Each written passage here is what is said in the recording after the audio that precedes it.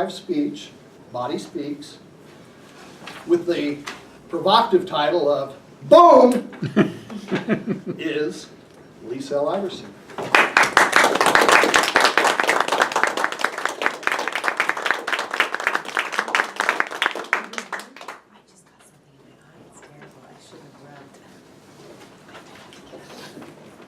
The morning after the Centennial Park bombing, I woke up at 3 a.m. The explosion had changed everything, and I had not slept well, because my mind had spent the night working overtime, wondering exactly how much had changed, and what exactly was going to have changed. I arrived at 5 a.m. at the field hockey venue at Morris Brown University for my morning security shift. The streets of Atlanta outside the venue were quiet and deserted. That morning, our usual 30-minute security briefing took 60 minutes. The 2 spectators' entrances had been cut down to 1, and the usual 3 employee entrances had been cut down to 1, all the way at the far south entrance of the campus. And the requirements had changed significantly. No more lax, without your credentials you weren't getting in.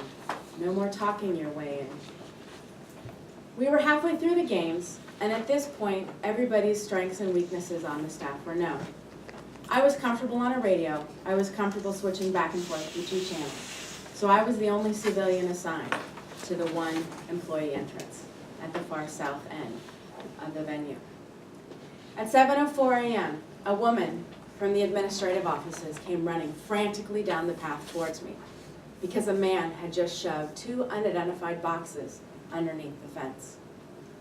As she was breathlessly trying to describe to me what had happened, this man came barreling through the entrance, crashing through me, and practically knocking her out of her navy stilettos and no-nonsense, very well-fitted, tailored, gunmetal gray skirt. And he went crashing through the 2 National Guardsmen like revolving doors at a honky-tonk saloon. Never taking my eyes off this man, who refused to answer any questions, who refused to even slow down, I picked up my radio and said, "Unidentified male entry at the employee entrance, with introduction of identified boxes on the venue. Please advise." I sent the woman tottering back to the administrative offices and began a quiet measured count to 30 in my head. I knew my radio transmission had been heard by the Army National Guard, the Federal Marshals, the police, and the security staff on the venue. The venue was closed. It was sealed in by very high security fences, and it was further boxed in by college buildings, paths, and landscaping. There weren't a lot of places for this man to go, and there were very few places for him to hide. Although time was starting to feel like sandpaper grating against my chest, there wasn't a lot for this man to do. When I hit 30 and there was no response, I picked up my radio and repeated my transmission. Unidentified male entry at the employee entrance with unidentified packages introduced onto the venue. Please advise. As my finger released the talk button on the radio, it was then that the world slowed down. The early morning dew was glistening less on the grass and the plants around the entrance gate as the sun slowly rose into the sky, turning the dew into the mist, and the mist was rising into the air and disappearing into the thick Atlanta breeze that would soon become the humid, hot day. I had already been through 2 sniper hunts on the venue, and most of my days on the vehicle entrance were spent playing eye games with contract killers who quietly sat in their vehicles with a rifle or a semi-automatic weapon, waiting and watching for their targets on the teams at the field hockey venue. And we'd had some packages of suspicious nature, and we'd also had some people that had tried to bring contraband into the venue. But this was a live situation, and the hunt was on.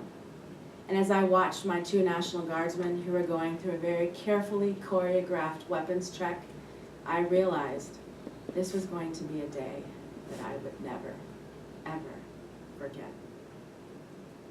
When I hit the end of my 30-second count for the second time, and there was no response, I really wanted to pick up that radio and say, "You boys better get your khaki-covered butts down here right now."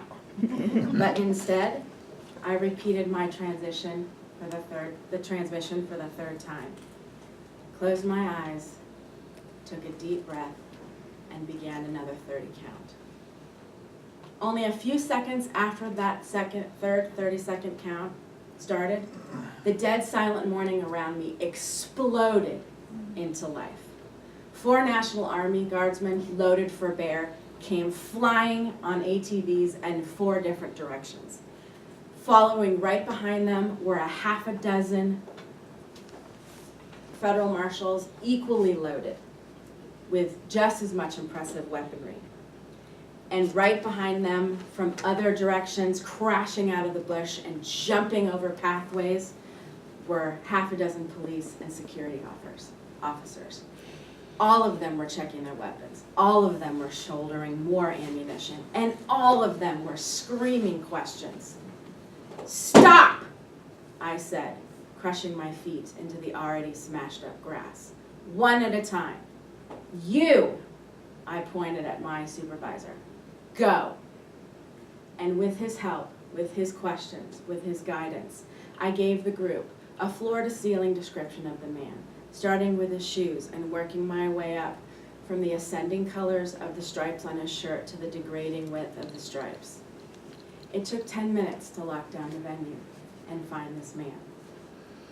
Ironically, he was a British judge for field hockey who didn't feel that the new regulations applied to him. He didn't want to carry his boxes down to the gate. But because he wouldn't answer the questions, they had to take these 2 boxes to an isolated spot on the venue and blow one of them up.